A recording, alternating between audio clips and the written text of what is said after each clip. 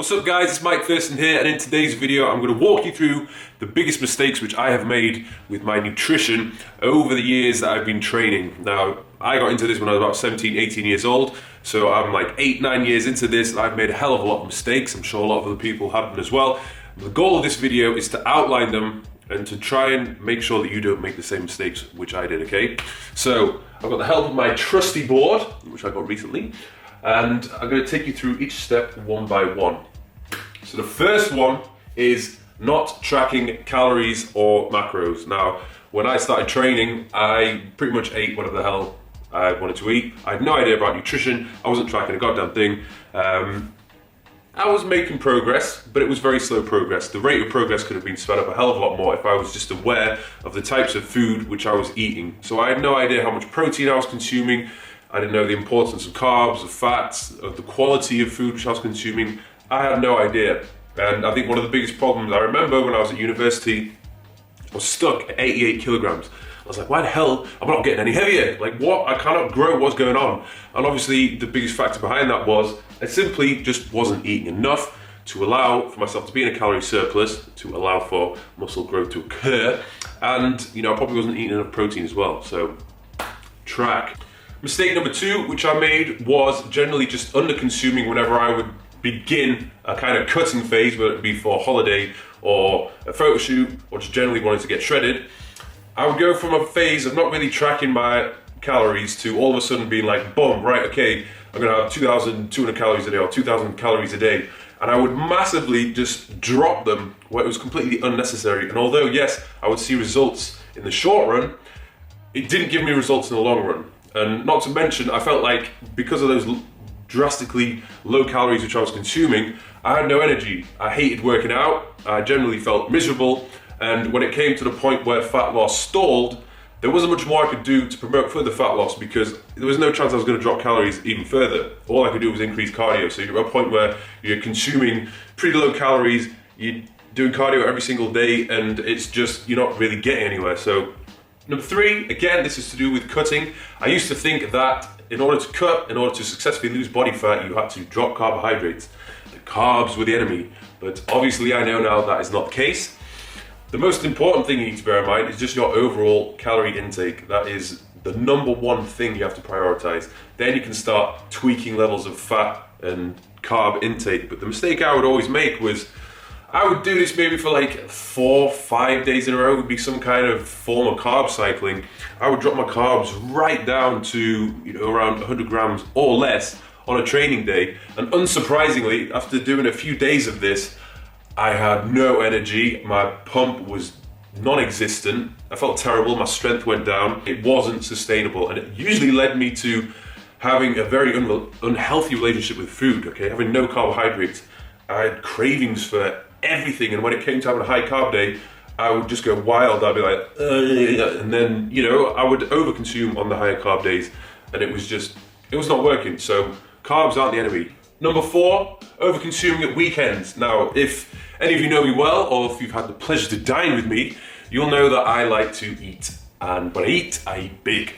Now the problem was, I would go through this cycle. I did this for years where Monday to Friday my nutrition would be on point, everything would be measured out. I'd almost be placing myself in a deficit throughout the week. And I would look great on a Friday. My body composition was spot on.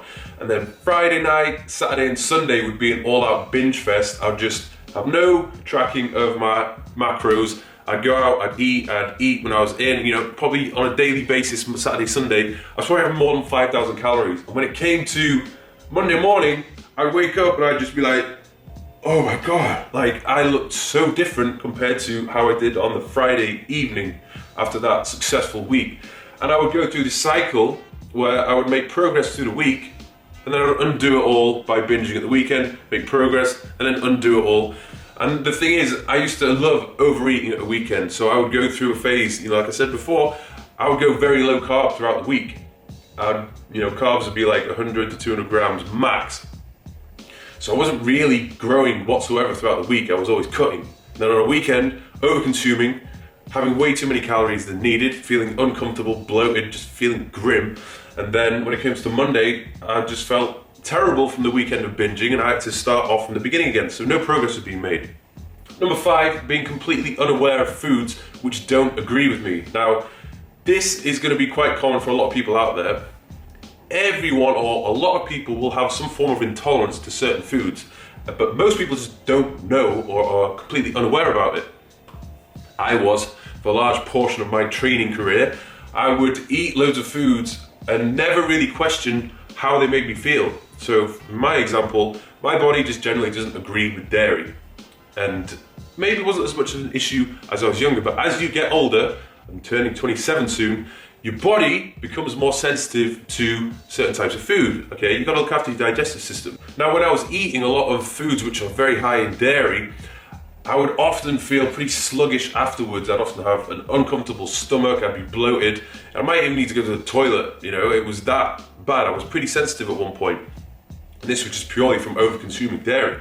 And when it comes to improving your body composition and improving your health, you need to really stay away from the foods which are not agreeing with you. You need to have an awareness of the foods which make you feel good and other foods which don't. You have to track how you respond to them, okay? And if you are, if you can't do that for yourself, then I would highly recommend you take a food intolerance test. That's what I did.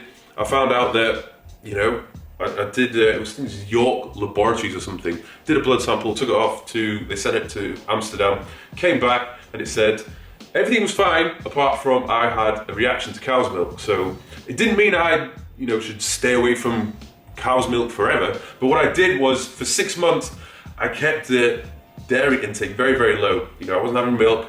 I actually came off the protein shakes for a while because whey protein is the waste product of the manufacturing of cheese, I believe. So I've got a lot of dairy in. And then after 6 months, I would gradually kind of reintroduce it into my diet. And I did find that it kind of, I can have it now, okay? I've had a little bit of a break from it. My body can deal with dairy. But, I don't take the piss. Like, I don't sit there and eat a block of cheese and butter and have a drink of milk because my body's just gonna go, like, it's gonna punish me for it, okay? And this is probably gonna continue as I get older. When I get to my 30s and my 40s, my digestive system's gonna be more sensitive. So I have to be very aware, be careful of the foods which I am consuming. Number 6, again, another cutting problem which I was making in the past, was I would go on these really aggressive cuts purely because I didn't plan ahead, okay? If you want to have the best body composition, you want to have the highest level of muscle mass and the lowest level of body fat, you need to do it, you need to go through the cutting process over a long period of time, okay? You can't give yourself a week or 2 weeks to drastically try and change your body. The amount of times where I'd have a last minute photo shoot, or simply because I just work better under pressure. So if I knew I had, like for my competition, if I knew my competition was 8 weeks away, I'd be like, that's nothing. I'll just, I'll worry about that when I get to 4 weeks. And then it would come to 4 weeks, 3 weeks, and I'd be like, oh shit, like I've got too much body fat. Like I've left it last minute again. So I would have to like ramp up the cardio on a daily basis, cut my calories too much to the point where, yes, I could get to the levels of leanness which I wanted, but at the cost of sacrificing muscle mass, okay? And you don't want to lose muscle mass. So guys, there you have it. They are some of the biggest mistakes which I've made in terms of my nutrition over the past 8-9 years of me doing this whole fitness thing. Now, what I want you guys to bear in mind is please just don't make these same mistakes which I've done, because they will hold you back from achieving your goals and also from just a general health and well-being point of view, okay? Look after your body, because if you look after your body, it will look after you and you'll look better. So thank you for watching. Don't forget to subscribe to my YouTube channel, and you can check out my Snapchat, Instagram and Facebook pages below. All the links are down in the comment section. And if you do have any questions regarding your own nutrition, just drop a comment below and I'll do my best to try and get back to you. So thanks for watching, I'll see you soon.